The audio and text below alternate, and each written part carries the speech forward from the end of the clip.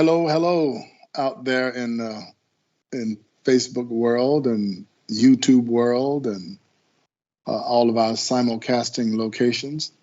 Thanks for joining us again for another episode of Transcendent. Transcendent is a weekly Facebook Live, multimedia streamed live broadcast of San Antonio in black, white, and brown. It's aired right here on Tuesdays at 8 o'clock. And it's called Transcendent. We call the program Transcendent because we are transcending. We're taking the conversation beyond its normal confines up into the realm of spiritual understanding, where we can gauge our lives and walk by faith. The believer is ordained of God, commanded even of God, to walk by faith. So we lift the conversation out of the normal parameters and take it up into the realm of the spirit, where we can understand how we as believers and not just believers, but people who are lovers of truth, people who have good, strong moral values, because often the context of the communication between those who hold Judeo-Christian principles and moral values is the same as those who have committed their lives to Jesus Christ. The difference is one has committed his life to Christ and the other has not. So we take this opportunity weekly to do that. A little bit of a different setting today, as you can see. Some things are changing. Moves are being made that has us making some moves also. But they're good. In the end, it's going to be very good as we move forward with that. So tonight, I want to get started with you. I have just under an hour left with you tonight. So I want you to get something to write with and something to write on, because we're going to be going through several things. 3 sections tonight in the program called Why We Can't Wait. Actually, the book, Why We Can't Wait, written by Dr. Martin Luther King Jr., is the book from whence the title of these broadcasts has come, the title of this broadcast and any more that we will do in connection to it. This is a part of the documented anthology of what happened in the civil rights movement. And from a perspective, I'm sure that you haven't seen it, because Dr. King comes at it from a spiritual point of view. By the way, he was not a civil rights leader primarily. He was a man of God. He was a pastor, pastored several churches, but he was also a man who understood that the tenets and the operations of his faith had to transcend the 4 walls. The conversation had to go beyond talking to each other in a chapel or a church or a meeting hall. It had to translate into how life is lived every day by men and women all over the country in the 50s and 60s, particularly by the African American plight that was being unfolded in the South and all over the United States of America, but certainly steeped and sweltering in the South. And so his books give us a look at what it's like. I want you to understand, these books give us an insight into the template that it takes to win when everything is against you. Because in the case of the civil rights movement, they didn't have, as we have in the state of Texas, a governor's office and a state governmental system that would bolster some of their positions on things. That didn't happen in the civil rights movement. Certainly not a local scene, not local government would have been their friend and was not their friend. You might remember Bull Connor's Birmingham. That was one of the keystone breakthroughs of the civil rights movement, because the civil government there locally had such ironclad rules and stipulations against the progression of the people involved in the civil rights movement, but they broke through. So that provides a template for us to gain insight and wisdom from, and to move forward to break some of these oppressive things that are now coming on us as a people, not isolated to the Negro or to the black man as it was in the 50s and 60s, referred to then as Negroes, but But to all of us who are freedom-loving people, these restraints have now come and mandates have come, and we must take action. Can't wait for somebody else to do it. We must take action to make sure that the blessings of liberty are secured for ourselves and for our posterity. So to that end, we have been talking along these lines. So, and I began with you talking about the prayer wave, and I'm going to do that again tonight. I want to just point out to you quickly in the first section before we go to commercial. I'm going to talk about 4 or 5 ways that you can get involved in the prayer wave that's building. The first I want to talk about is the SA Prayer Net. Rob Wallace, he and his wife Teresa, pastor Embassy Christian Center. Apostle Rob Wallace and his wife's a prophetess. God's given them instruction to build a canopy of prayer over the city of San Antonio electronically. That began maybe a couple of months ago. We're now at over 300 intercessors that have signed on to the SA Prayer Net. You can do that simply by texting the word city, C-I-T-Y, text the word city to 210-796-6999, 210-796-6999. And you will join an already standing army of over 300 intercessors that will receive text and prayer alerts, so you'll know immediately what to pray for and how to go before God in prayer. So if that's you, I encourage you.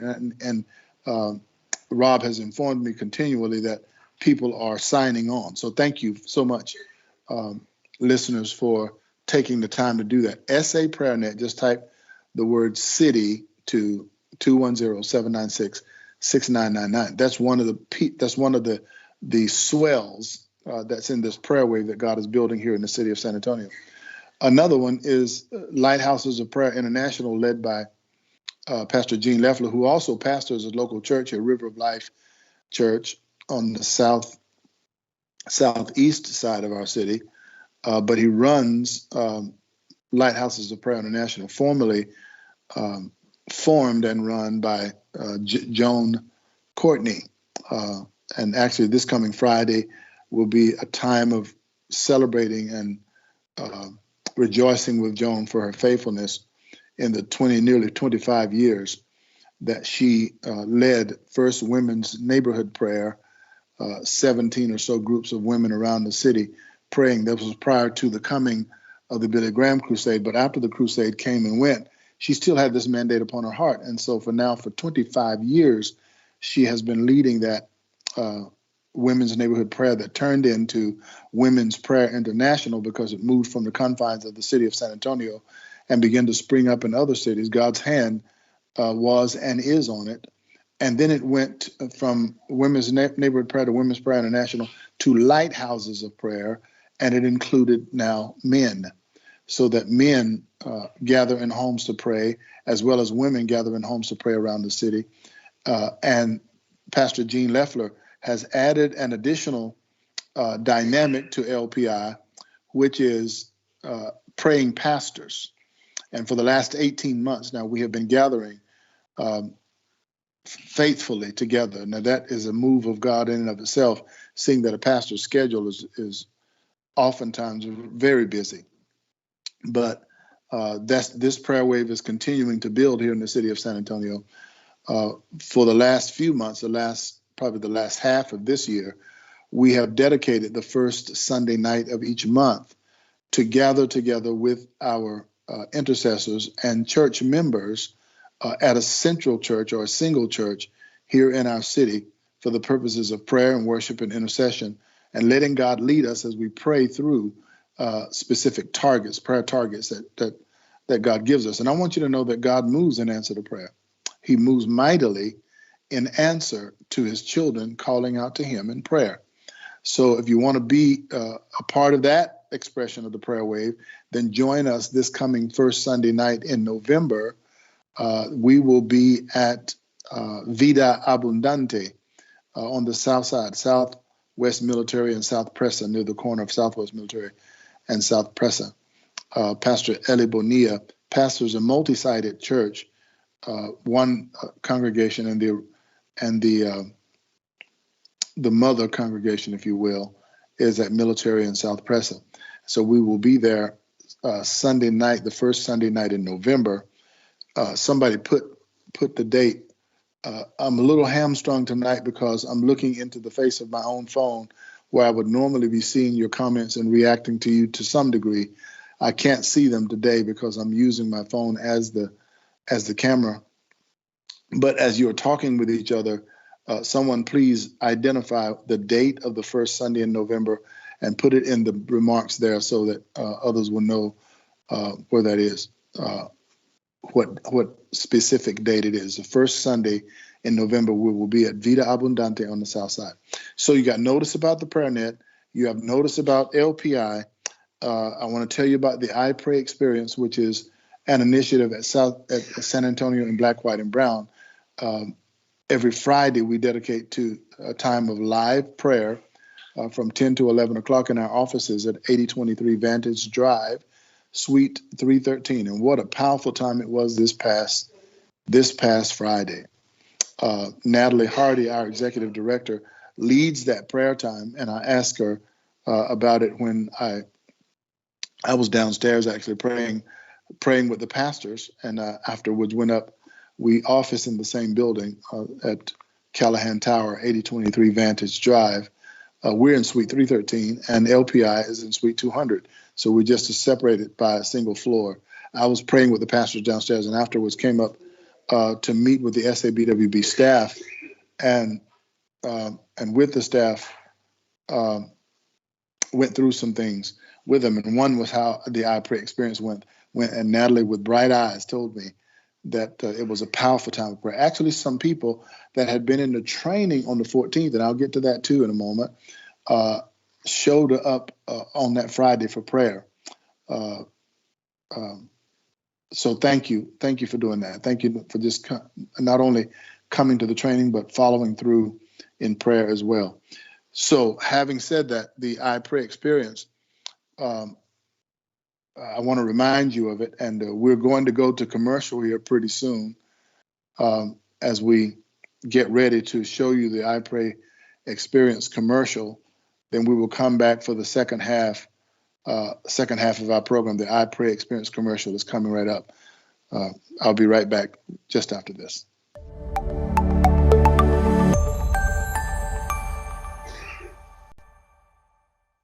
Hello, my name is Natalie Hardy from SABWB, San Antonio in Black, White, and Brown. Every Friday morning at 10 a.m. we are at this table seeking the face of God on behalf of our city. And if you didn't know that, I wanted you to know so that you can tune in with us and pray with us, whether we do it on that same time or after the fact, and look at a broadcast and pray with us after the fact. Every voice counts. So join with us on Friday mornings, and we look forward to praying with you. Bless you. Bye-bye.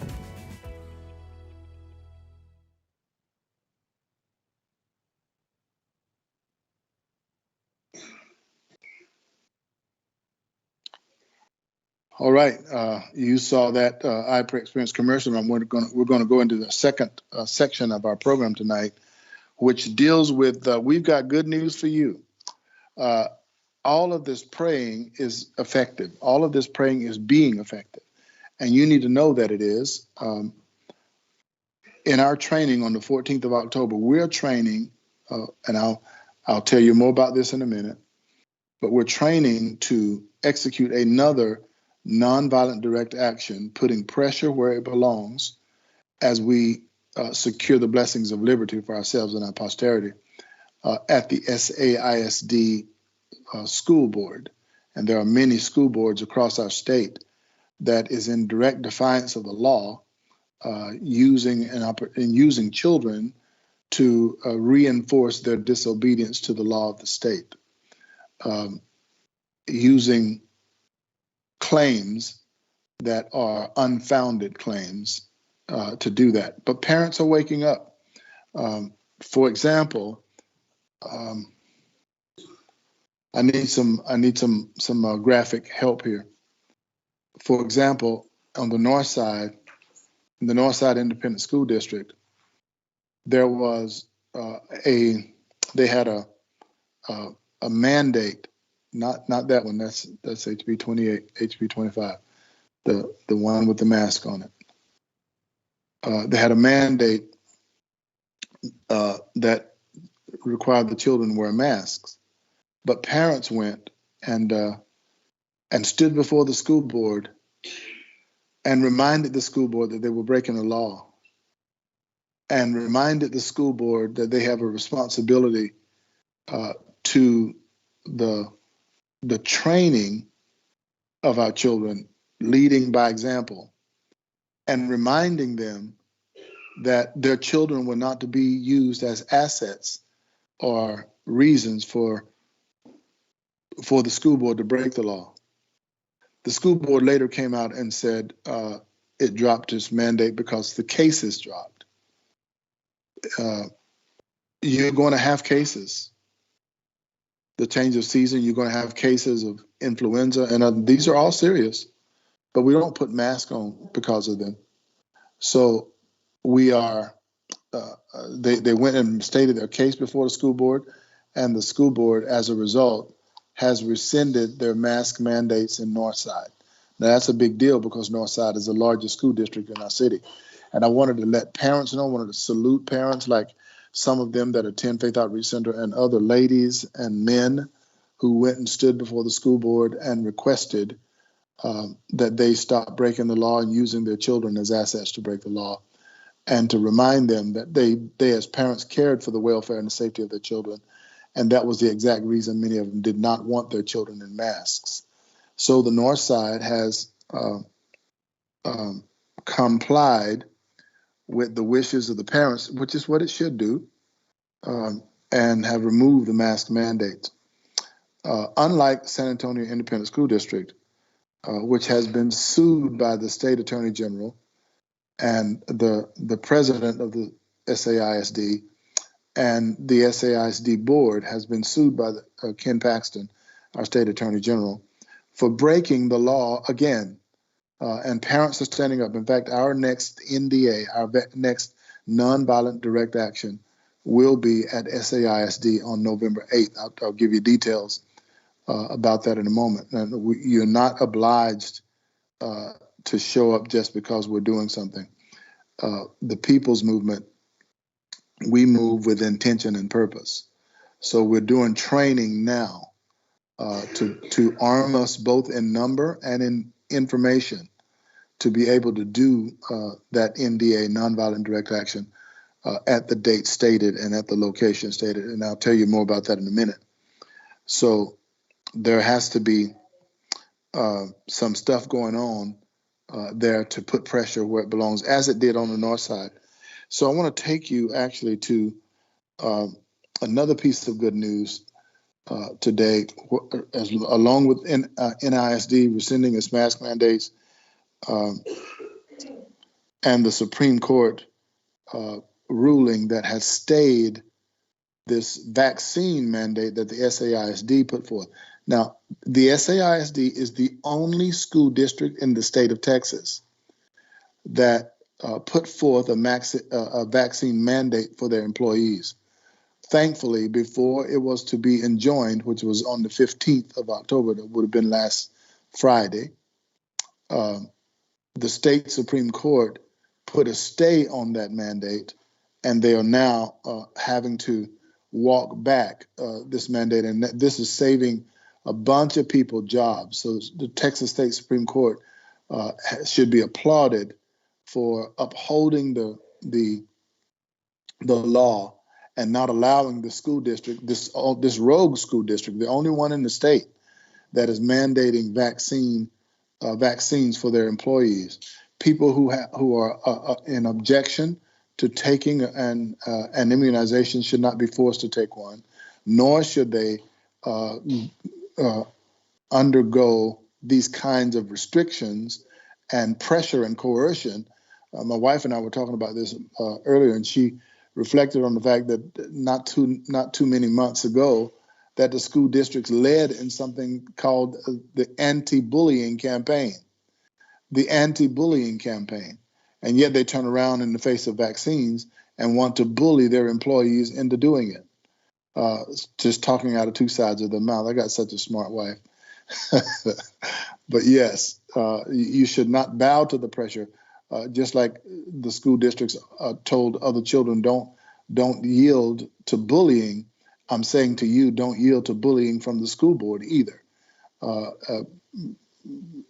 Listen, teachers, administrators, those in maintenance, those who are auxiliary services to the operation of the school, those of you who object to taking a vaccine that you have questions about whether or not it will actually even endanger your health, and they're telling you, don't worry about any of your questions, just go do what we tell you to do.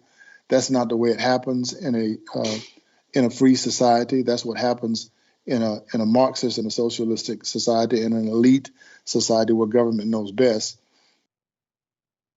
The American people have to be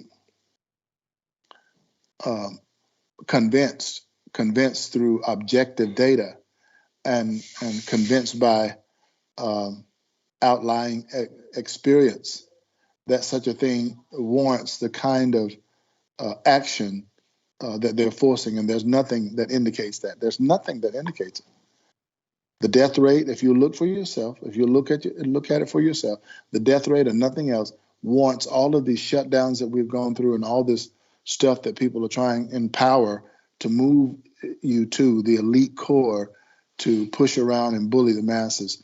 And they do it in certain arenas more directly than they can do it in others. For example, in the United States military, if they come down and say you're going to take a vaccine and give you a direct order to do so, then you have to jump through some hoops as to why you cannot obey that direct order. And that's happening in the military as well. So it's good news tonight. It's good news that the school districts is begun to see the light. It's good news that the rogue SAISD school board is being called to task by authorities in our state. And I want to take you to one other video now. I'm about to go to a video with you where I have another piece of good news. And that piece of good news has to do with prayer. I could have put this in the front part of it, but this has to do with Faith in Blue. Faith in Blue is a combination of the community of faith and law enforcement. Now, Romans 13 says that those who are in law enforcement are God's ministers. It calls them clearly in that passage, in the 13th chapter of Romans, God's ministers. Someone has seen the need to combine to combine those forces. And you'll see a video of me up on the top where I'm there present with those people who are praying, and you'll see in a moment that Faith in Blue took place on the top floor of the parking garage downtown at San Antonio Police headquarters, and Chief McManus, his name escaped me there for a minute. Chief McManus was present, and the people began to the officers prayed and sought God and testified and encouraged one another. Take a look at this video from the top floor of SAPD headquarters, the top floor of the garage, and I'll be back to talk to you some more about that in just a minute. Here's the video.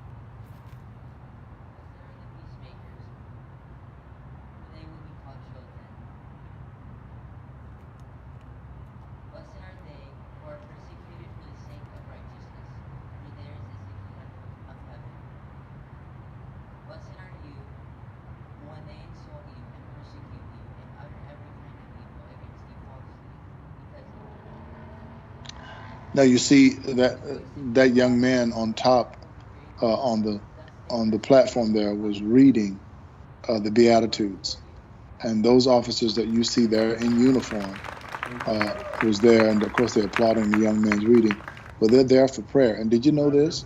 I confirmed this with the community coordinator, Pastor Ron Brown, and also with Officer Douglas Green, who are very involved, not only in the Faith in Blue, but every morning before these officers go out to patrol the street at the beginning of their shift, 7:30 to 7:45, before their shift starts, they get there in time enough. Prayer is a priority enough with these officers to get there before their shift starts, so that they're not praying on company time, so to speak, in an official way like that. I guarantee you, as they're riding down the road in their cruisers, they're always praying, always talking to God. Many of them are. And every morning they gather right there on that rooftop that you see, and to facing that upcoming sun, and they pray for their shift. And I'm thankful to God that there is such a respect for the things of God among San Antonio police officers. That's not to say that every officer, of course, is as they ought to be. That would be the same if I say that about a group of doctors or about a group of preachers or about a group of teachers or anyone else. There's certainly non-characteristic people among their ranks. But we don't stop going to doctors because there's uncharacteristic doctors. We don't stop listening to preachers because some of them are uncharacteristic. We don't stop sending our children to school because some of the teachers are uncharacteristic. No, no. And the same latitude has to be applied to those who serve us. They have this opportunity uh, to serve the public, and I'm so thankful that they have chosen to do that. So I just wanted to get you a look at that. We'll go away from that now, but I wanted to give you a look at officers that are standing at the top of the garage and praying there, and they do it every day. They do it every day. This year was the first year that Faith in Blue came into the city of San Antonio. But thank you, Chief McManus, and thank you, Officer Green, and thank you, Pastor Ron Brown, and the community coordinator for making matters of faith a matter of interest to police officers, and providing an opportunity for those who want to come to pray to actually come and do that. So that's good news. The last piece in our good news section today, I need to set up with you. It's a little piece called Let's Go, Brandon. I don't advocate the use of foul language under any circumstance. I don't advocate it. I know some Christians have pretty salty mouths. That's their business. I don't advocate it. But there is a salty phrase going around the country now. Masses of people from around the country are saying it in football stadiums, and they're saying it at Ryder Cup. Nobody says anything at a golf tournament except maybe to clap after a great shot has taken place. But even at the Ryder Cup, and even at college football, and even at the example that you're going to see here was actually a stock show and rodeo. The general public of the United States is starting to voice corporately their discontent for the direction and the quality of leadership that the nation is experiencing under the current leadership of President Joe Biden. Now, the Bible says that we should not speak evil of our rulers, so I'm not endorsing what they're saying. I'm interpreting what they're saying. I'm interpreting it. They're saying in a very unsavory manner. They're saying in a very undisciplined manner, quite frankly, what they feel about the quality of the leadership that this nation is currently under. But the reason I bring it up is because there's such an obvious trail of deception within the media, but there's a certain level of uprising that the media, doing the best they can, cannot override it. There's a certain level of uprising that's happening in America right now. And I want you to know that these kinds of things are necessary for us to see the kind of transformation that we're going to see in our city and across the face of our country. We're going to see it. We are going to see it. We're going to witness the next revival and reformation that will happen here in these United States of America. I'll set the clip up for you. This man named Brandon something, I don't know his last name, you racing fans would know, won this racing series, whether it was a major racing event. I'm not sure if it was the Daytona 500 or something like that, but it was major, and the stands were full of people, and the stands began to break out in this obscenity, using this obscenity and tacking the president's name on the back of it. I want you to hear it. It's going to be a little lengthy play, but I want you to see how the media tried to cover up, which is what they have been doing now for the last, certainly for the last 2 years, in a major way. They've been covering up, but there's certain levels of uprising that you can't cover up. Watch this video. I'll be right back. Let's go, Brandon. That is my message to Joe Biden. Let's go, Brandon. I'll fill you in on what that really means in a moment. But first, we have a word from the President of the United States. And the Ohio, Pennsylvania, I'm from Pennsylvania. The Illinois President Don Harmon, State Senator Laura Murphy, State Rep Martin Moylan, and we got great labor leaders here too. Tim, where's Tim? There you go, Tim. Thank you, pal. AFL-CIO State President, and Jeff Isaacson, United Brotherhood of Carpenters, and Don Finn, IBW, and Robert Reiter, R-E-I-T-E-R, Chicago Federation of Labor. And folks, that's how we beat COVID-19.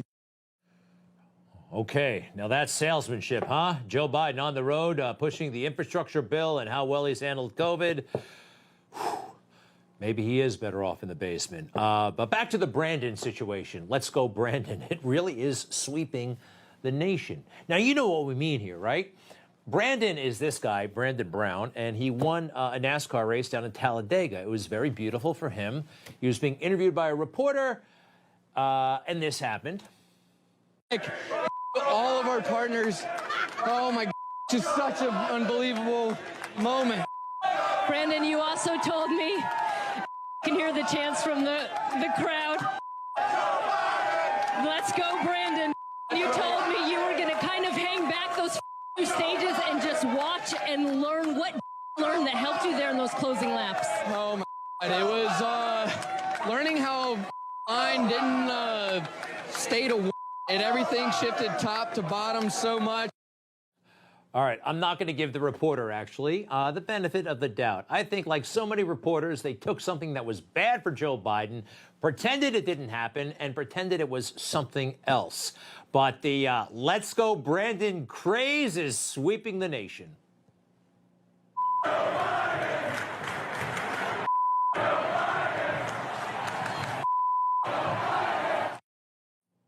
Oh, that was, well, it is what it is, and it's everywhere you go.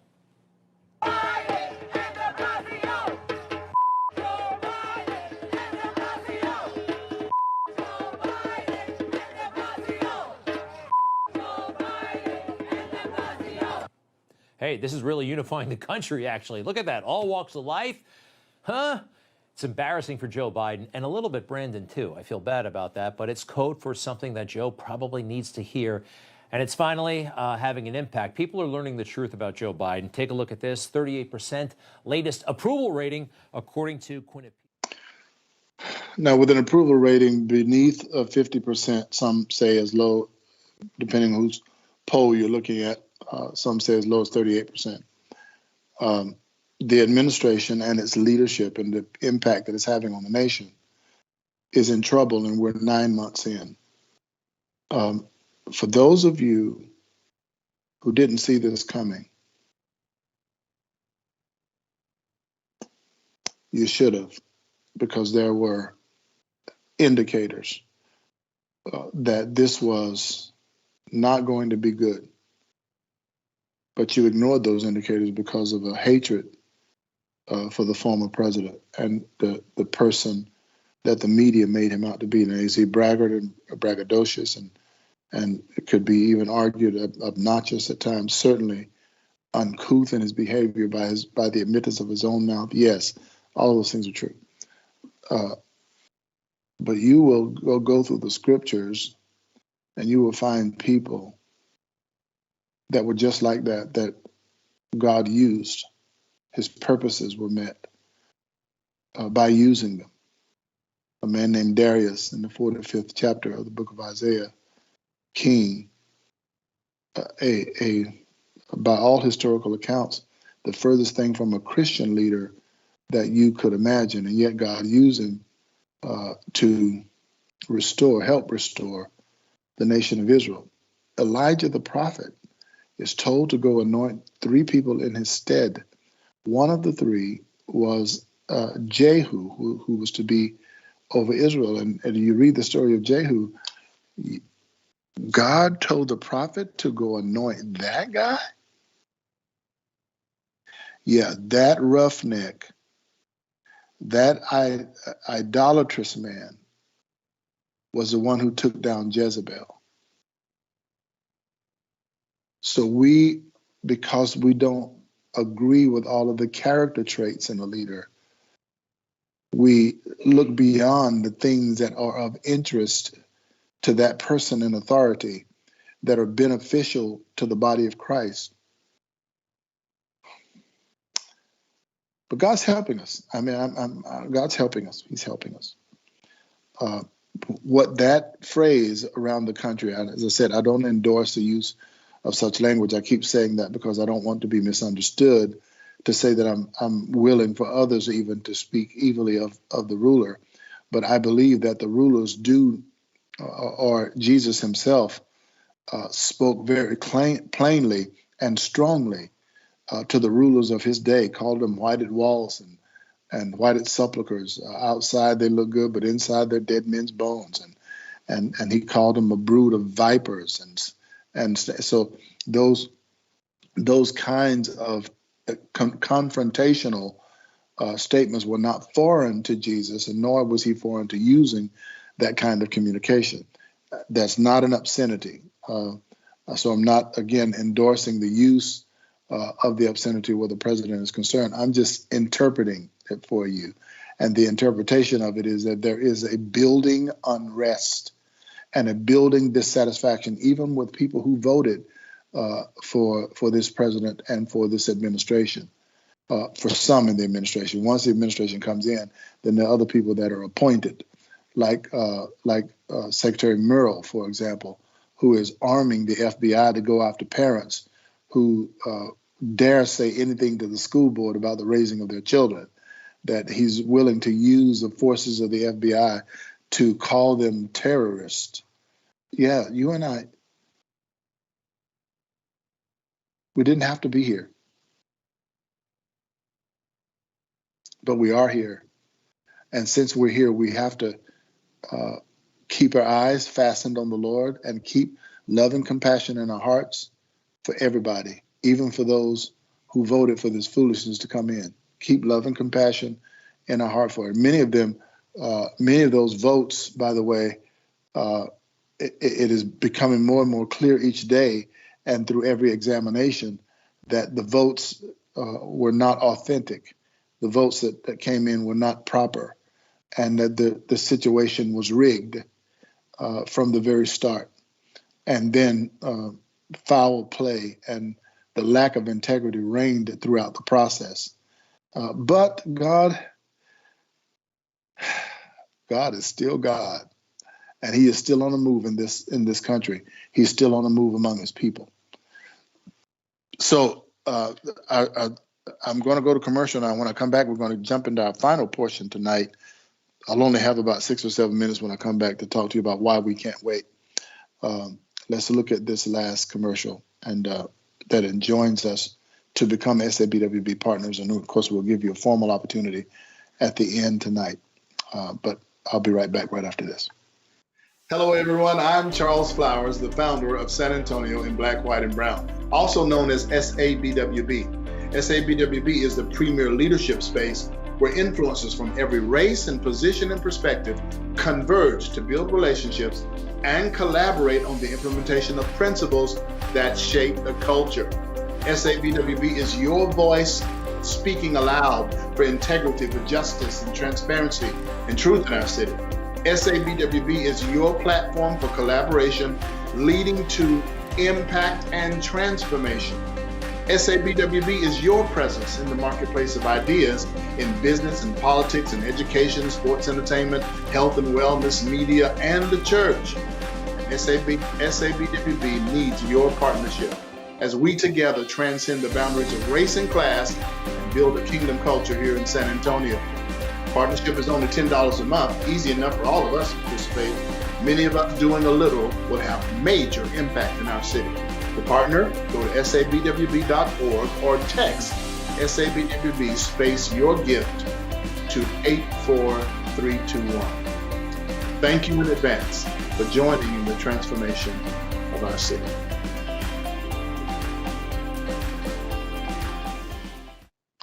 All right, this third portion of our broadcast tonight is going to bear the name of the broadcast itself, Why We Can't Wait.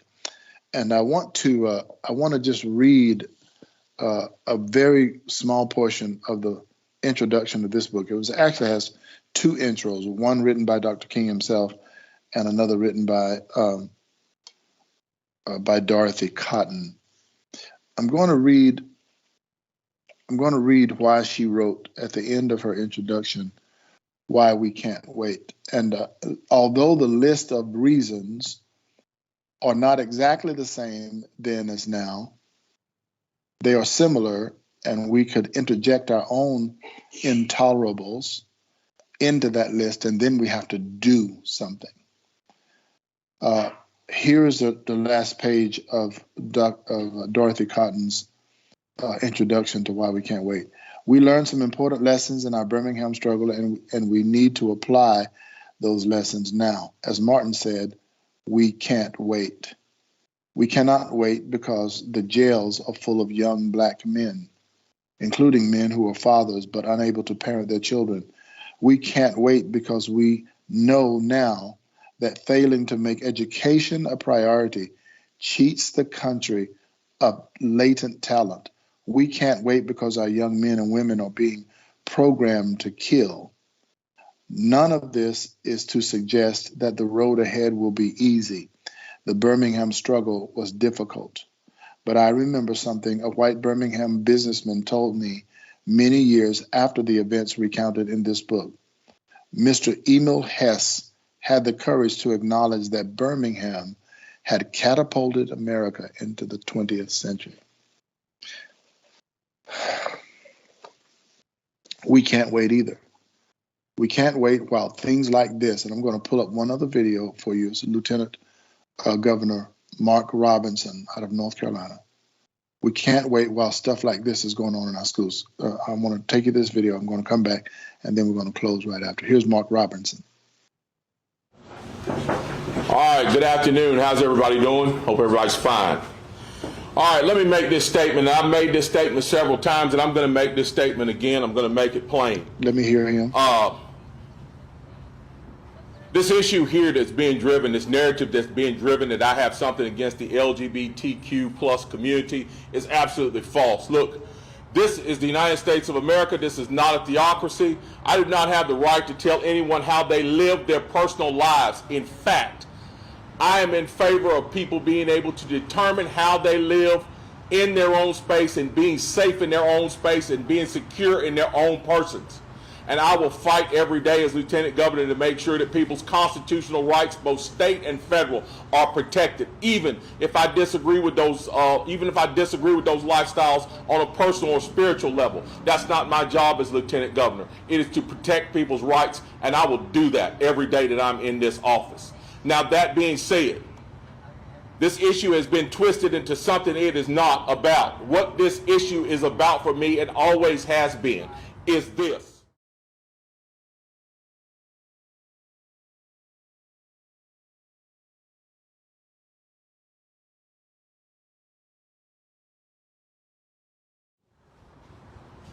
When I stood in that pulpit on that Sunday and referred to filth, I was not talking about any person. I was talking about materials that are being presented to our children that are absolutely inappropriate. These materials do not belong in our schools, not in the classroom, not in the hallways, not in our libraries. And I challenge anyone. I challenge Jeff Jackson. I challenge Roy Cooper. I challenge Attorney General Josh Stein, who should be looking at this issue because this is a legal issue. You can look at this and clearly see that this is quite possibly and probably is child pornography being presented to our children. Attorney General Stein should be looking at this. And I challenge the White House. None of those entities, the only entity that has been saying anything about this type of material being presented to minors in this state is this office. We have been called liars. We have been told we have misrepresented this issue. This is what we're talking about here, folks. This is the filth that we're talking about. We're not calling any person filth. We're not calling anyone anything less than human. We're talking about materials, inappropriate materials that are being presented to our children. And we're talking about those politicians who have demonized me because I'm trying to get this out of our classrooms. I challenge anyone out here to look at this and say that you want your child to look at it or be forced to.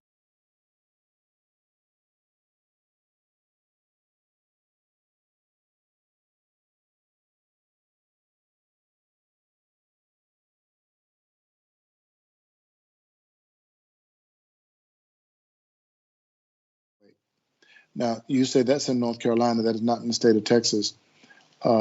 Thankfully, there have been laws passed here in the state of Texas that does not include the LGBTQI agenda in the educational process. But that doesn't mean it's not present, because in the lessons that they receive in health ed, no longer called sexual education, it's health class, there are links embedded in the lesson that once you click the link, it takes you to the material that is inappropriate, child pornographic material that your children are being forced to watch and participate in schools. This is what pedophiles do. Pedophiles invade the minds of developing minds of children and seduce them into believing and doing things that later is like the scripture says that the wheat and the tares in the 13th chapter of Matthew. It says, while men slept, the enemy came, sowed his seed, and went his way. Because he knows the power of a sown seed. Given time, that seed is going to take root, that seed is going to sprout, it's going to bring up, and it's going to produce. So he sows the seed in acceptable soil, and he goes his way. You and I as parents, excuse me, we have the responsibility to make sure that we know what our children are learning at school. We can't wait. We can't wait on somebody else to do it. We have to take action ourselves. That's why our next NDA, Nonviolent Direct Action, will take place November the 8th, SAISD. Who's invited? Everyone who is a part of the People's Movement. And you can go to you can go to our website, sabwb.org, click on the banner at the top that says Join the People's Movement. You'll simply fill out a Google Doc, and that doc is all we need, your name and pertinent information, to start communicating with you as to how and where training is going to be held.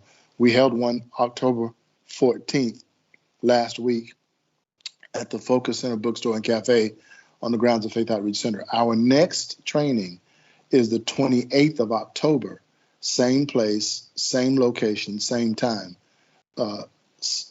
7 to 8:30, October the 28th. We are preparing. The research is going on right now. We're getting data and current information on what is going on with SAISD and the State Attorney General's office. We will plead again with San Antonio ISD to drop its unlawful mandates where masks and vaccines are concerned and stop using our children as pawns. We will also start to formulate the actions we will take if SAISD refuses to abide by the law. what the things that we need to go forward with. All of that will take place in our training on the 28th. If you're going to speak as a People's Movement person, you'll have a People's Movement T-shirt on, so that we know we're not going there to lambast the school board. We're not going there to scream everybody down, shout everybody down, and act ugly. We're going there with facts. We're going there with information. We're going there with compassion.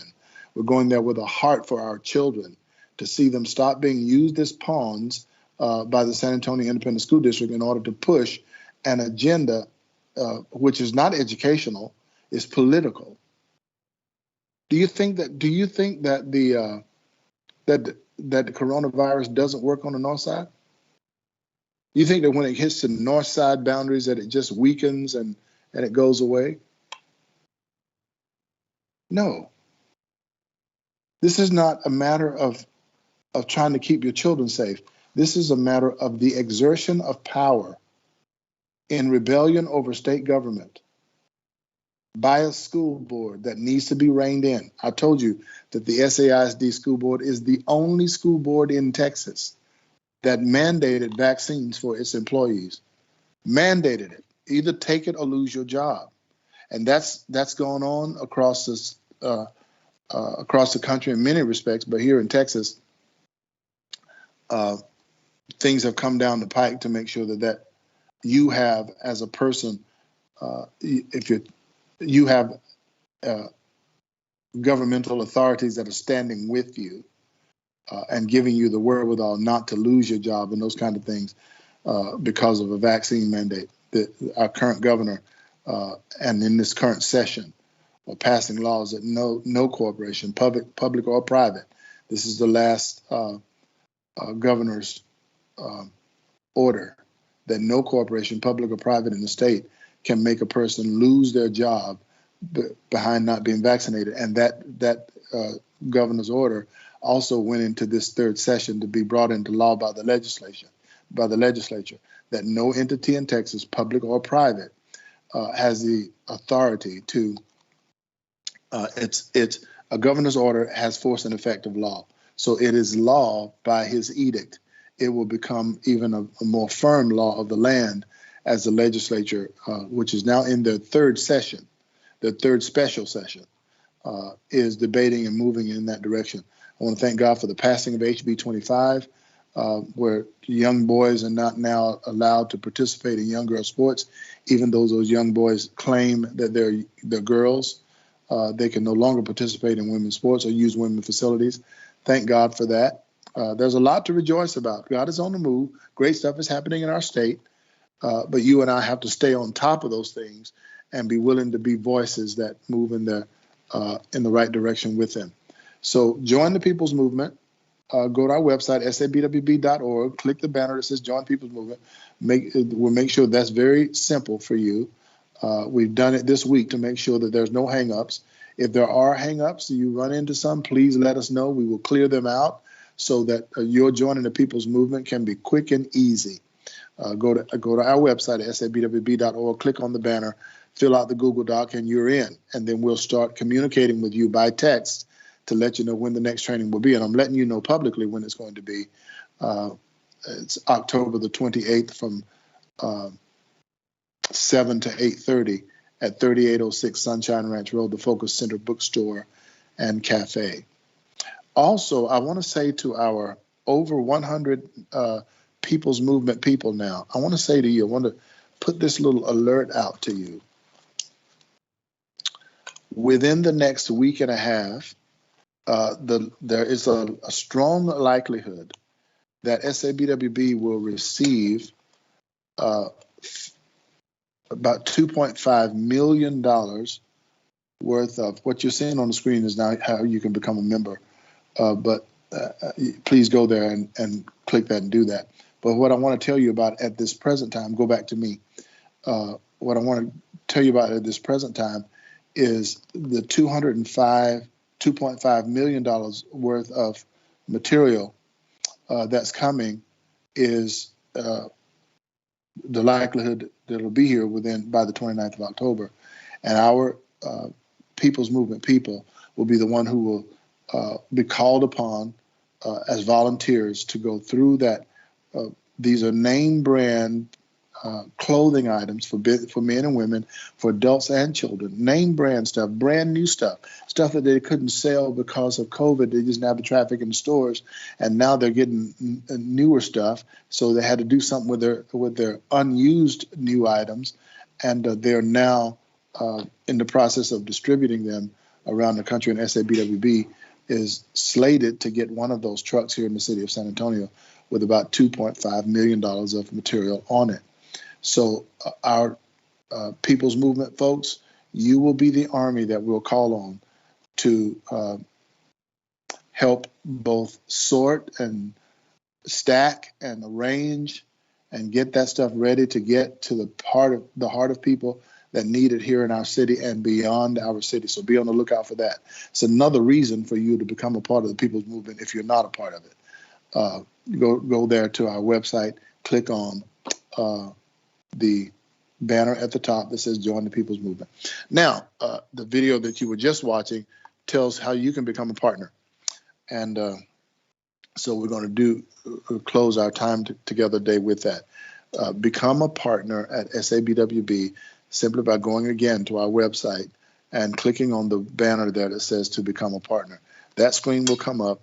You can choose your giving amount, fill in your information and click that, and it's automated. The system is automated to get back to you with email confirmations and stuff like that, so that you know that you are a partner. And partnering with us helps us to fulfill the destiny that God's given SABWB to fulfill by activating people in our city, activating people who want to do more than just sit on your hands, or don't want to do more than just get on Facebook and get frustrated about all this negative stuff you're seeing. But if you want to be a light that shines in the midst of darkness, if you want to be an active agent for moving the kingdom of God forward and healing, being an agent of healing in the city of San Antonio, then the People's Movement is for you, or SABWB partnership. We'd love your part. Doesn't cost you anything to join the People's Movement, and our partnership is only $10 a month. Partnership allows us to keep our focus on this 5 days a week officially, and an unofficial time bleeds into the weekend and other things. But it allows us to keep our focus on making the city everything that it should be for the cause of Christ. That requires activism.